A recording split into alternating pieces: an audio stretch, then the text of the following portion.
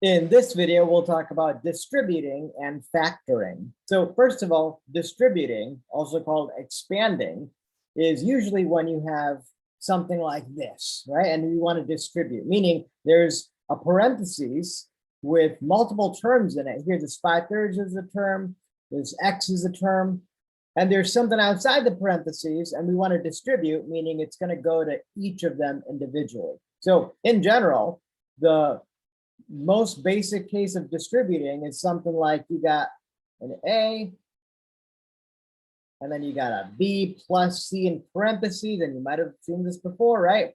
This simplifies, this distributes out to be AB, because you multiply the A times the B, plus AC, because you multiply the A times the C. And hey, if this was a minus in between, then the only difference is that it's going to be a minus here. Then it's AB minus AC. And heck, if this A were a minus, if this instead were minus A times B plus C, well then minus A times B is minus AB, but then you got minus A times C, which is also minus AC.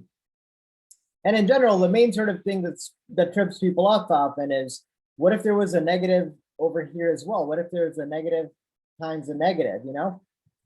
In general, negative times negative is positive. So new day, new question. If we were just told we have a B minus C in parentheses and we want to distribute a negative A to that, well, you just do negative A times B is negative AB. And you can either think of this as negative A times negative C, which would negative times negative, which gives you positive AC.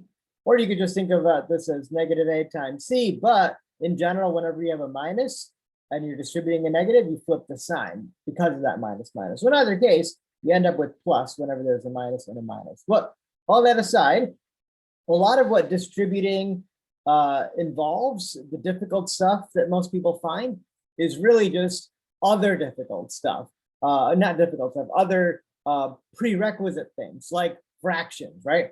How do you multiply fractions? And notice that if you're struggling with distributing, it might be that you actually are totally fine distributing, but you forgot how to multiply fractions, right? So that's one thing to keep in mind here. So let's do this first problem, and in the process, we'll review fraction stuff as well. So first, if we want to distribute this, the first thing we're going to do is -2 times this first term, 5/3. And so again, here's what I'd like to do. Personally, I'm just going to do it in steps. So first, -2 times this 5/3 term. So I'm just going to write it like this, -2 times 5/3. I don't care to simplify that for now. Then, so after I do that, then the next step, remember, is -2 times this second term here, -x, which, hey, again, you can either think about this as like a positive x, but there's a negative separating the two, and that's why it's going to be positive, or -2 times -x, negative times negative is positive. So in either case, it's going to be positive. And then 2 times x is just 2x. So we got that level of it first. Now it's just a matter of, how do you simplify this? How do you multiply two fractions? Well, first of all, you might be thinking, well, this -2 is not a fraction. Well, any number is a fraction because you can just put a -1 and a 1 in the denominator, right? Divide anything by 1, it doesn't change its value. And hey, guess what? Multiplying two fractions to each other is really easy. It's a lot easier than adding fractions, because to multiply fractions, you just multiply the tops and then multiply the bottoms to each other, right? So here, -2 times 5 is -10. And then 1 times 3 is 3. So really, this is just -10/3. And then we have this plus 2x over here. So our final answer is -10/3 plus 2x. Now let's do the same for another practice problem. 6x times this guy. So again, first thing we're going to do is we're going to multiply this to each term individually. 6x times that first guy, which is an x. And now there's a minus separating them, so you could just put that minus and then say 6x times 1. Anything times 1 is just itself, so 6x.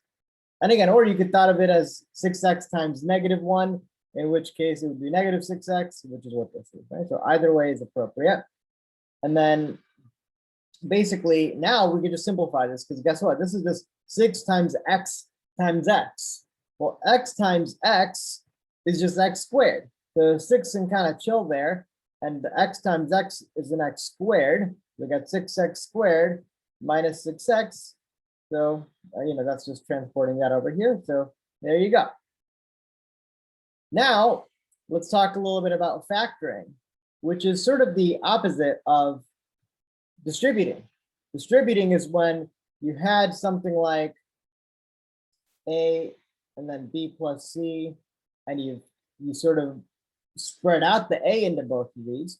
Factoring is a reverse process. It's when you start out with something like ab plus ac, and you ask yourself, what do each of these terms have in common? Meaning, what's something that I can divide each of these two numbers by, divide it by, and still have the remaining thing be a whole number.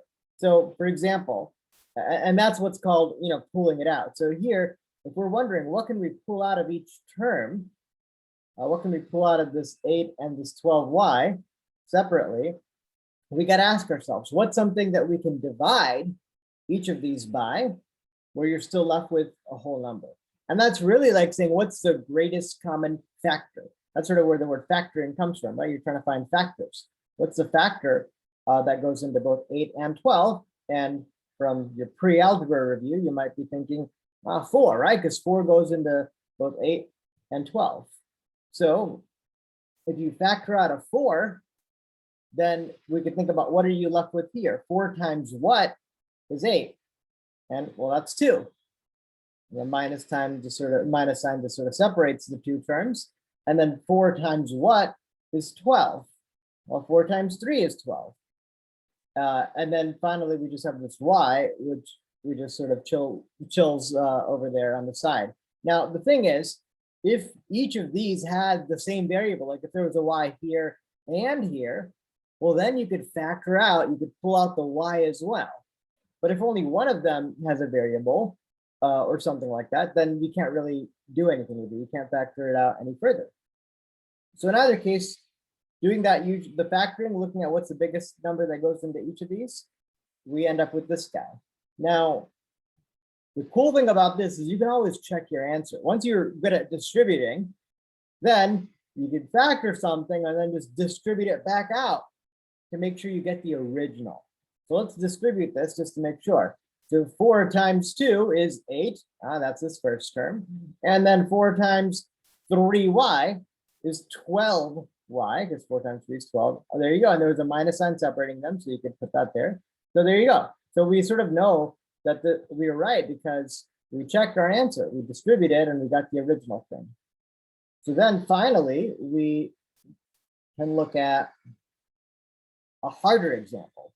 So we're going to do the same process, but the key is, since we have different variables here, and we also have this, what's called a coefficient, that's just the number out front. That's not the variable, that's called a coefficient. We're just going to look at each of these things separately. We're going to first focus on the coefficient, then we're going to focus on the x's, and then we're going to focus on the y's. So first, let's focus on the coefficients. So what's something that is a factor of both 3 and 6? Well, that's pretty easy. That's just 3. 3 goes into 3 one time, right? And 3 goes into 6 2 times, right? So here, what we're doing is we're just setting it up for 3 times 1 would give us this 3, and 3 times 2 would give us this 6. So again, you can sort of see how it's a reverse process of distributing, right? You're just undoing it. So we're all set on the coefficient. Now let's look at the x's. All right, so here, let me just make some space over here. So let's look at the x's. So let's think about what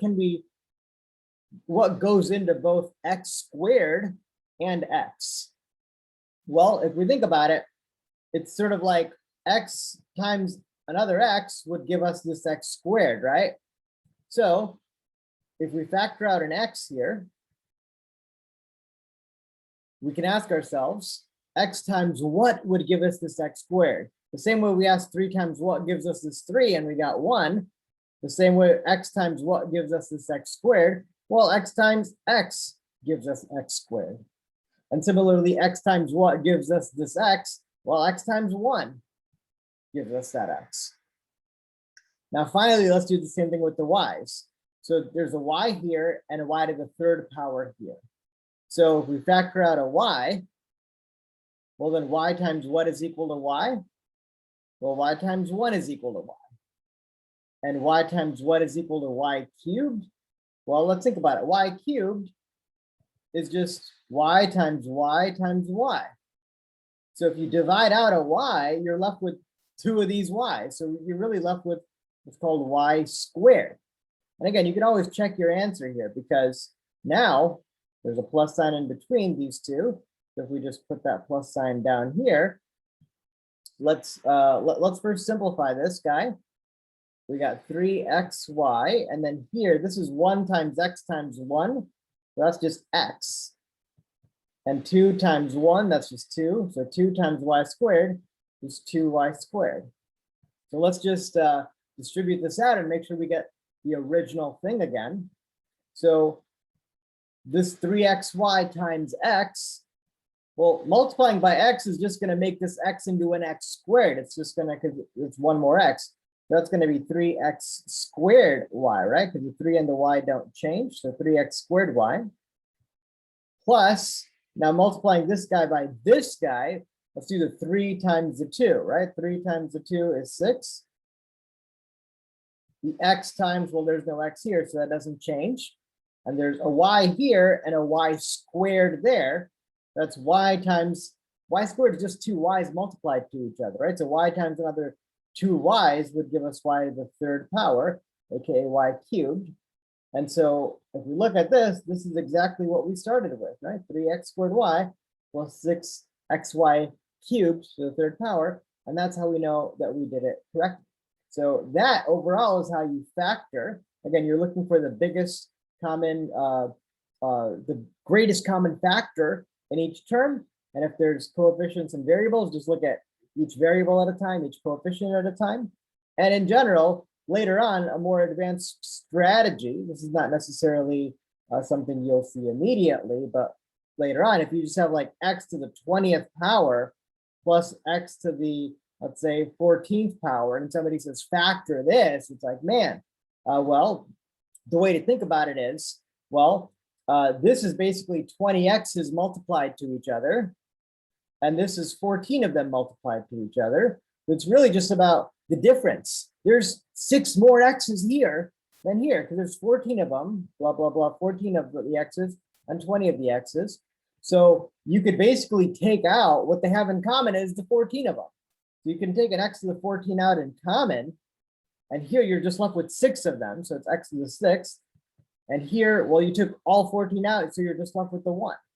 So that's how that works. So again, now revisiting the earlier example we did, it might be a little bit clearer with this. Now there's 2 x's here, just 1 here. So you just take 1 out and then you're left with 1 here. And with the y's, there's 3 here and 1 here. So the lower of the 2 is what you pull out. And then here you're left with 2 of them. And that's how you get y squared.